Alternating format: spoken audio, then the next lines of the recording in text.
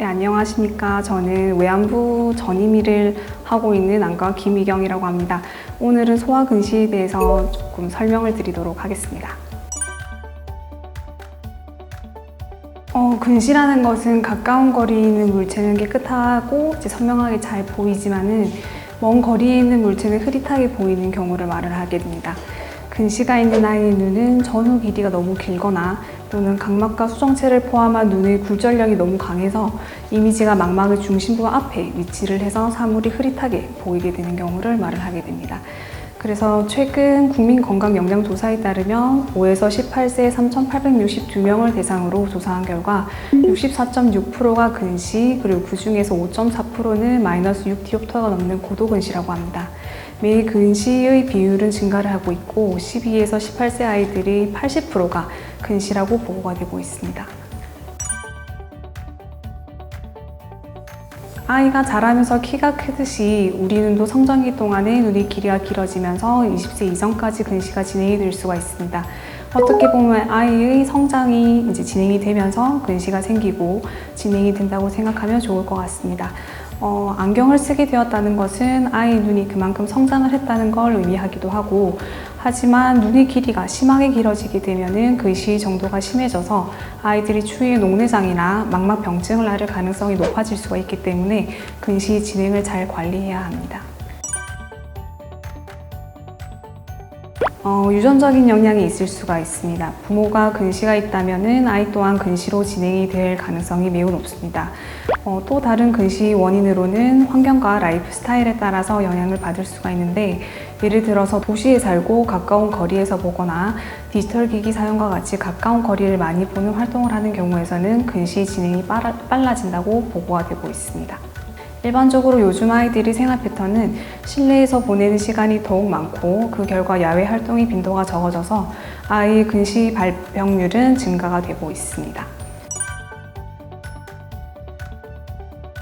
근시 아이들은 대부분 칠판의 글씨가 잘 안 보인다고 말을 하는 경우가 있습니다. 그러나 그러한 편 외에도 아이가 눈이 필요하다고 말을 하거나 아니면 눈이 통증, 두통, 어지러움이 있다고 표현을 하는 경우도 있고, 눈을 가늘게 뜨거나 찡그려서 보거나 하는 경우에서는 근시의 진행을 의심해 볼 수가 있습니다.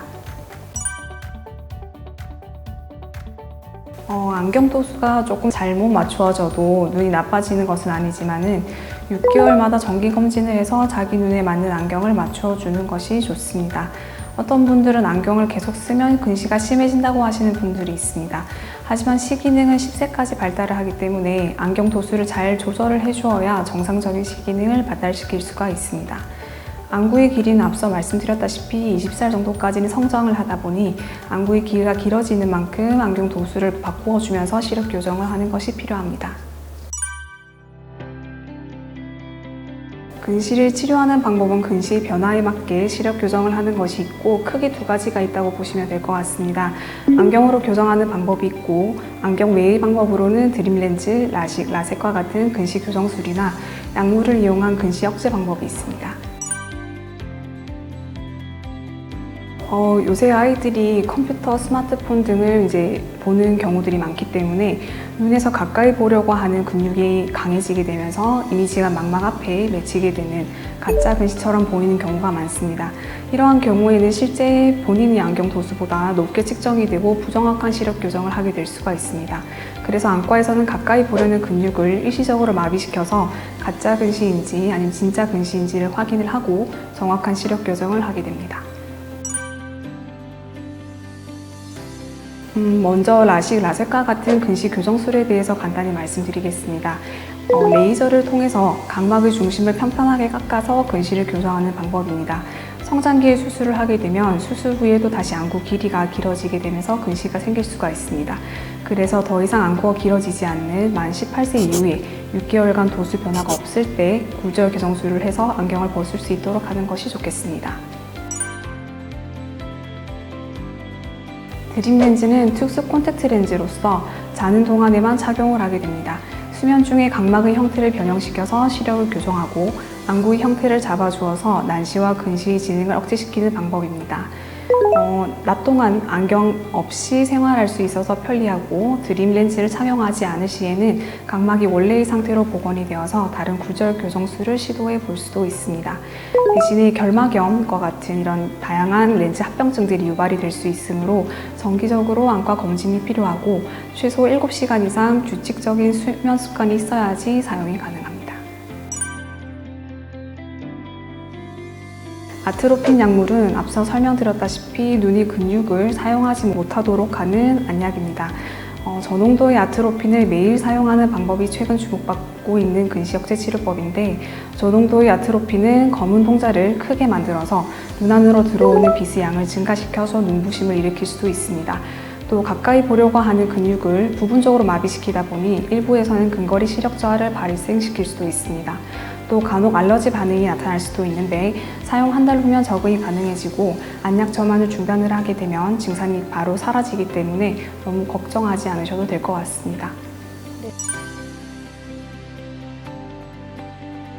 안군의 렌즈 삽입술은 근시 정도가 심해서 눈 안 속에 얇은 인공 수정체를 삽입하는 수술이라고 보시면 될 것 같습니다. 환자의 도수에 맞는 렌즈를 넣기 때문에 시력의 교정에는 무리가 없고, 그리고 백내장 수술용 인공 수정체와 같은 재질이기 때문에 이물 반응이나 면역 반응을 일으키는 경우는 거의 없습니다. 하지만 렌즈를 위치시키는 눈 안의 공간이 좁기 때문에 렌즈의 주변이 구조물에 닿게 되면 문제가 발생을 하게 됩니다. 앞쪽에 있는 각막에 닿게 되면 각막의 세포를 죽일 수도 있고, 투명한 수정체에 닿게 되면 혼탁을 일으켜서 백내장을 일으킬 수도 있습니다. 또 눈 속의 물을 순환에 방해가 되면서 녹내장이 일어날 수도 있습니다. 그래서 근시 정도가 심해서 라식, 라섹과 같은 이런 굴절 교정 수술을 못하는 경우에서만 일단 렌즈 삽입술을 먼저 권유하게 됩니다. 근시를 악화시키는 환경적인 요인들을 최대한 멀리하여 예방을 해보는 방법이 있겠습니다. 어린이 눈 건강을 위한 권고문에서는 이러한 사항들을 공고를 하고 있습니다. 쭉쭉쭉쭉 그런 게 있었던 것 같은데, 그리고 싱가포르에서는 아이들이 야외 활동을 늘리고 근거리 작업을 줄일 수 있도록 많은 홍보를 하고 있는데, 이렇게 국가 차원에서 포스터를 통해서 경각심을 일깨워주는 활동들이 활발히 진행 중입니다. 저희도 자라나는 아이들을 근시를 예방할 수 있도록 경각심을 가지고 교육을 해야 될 필요가 있을 것 같습니다.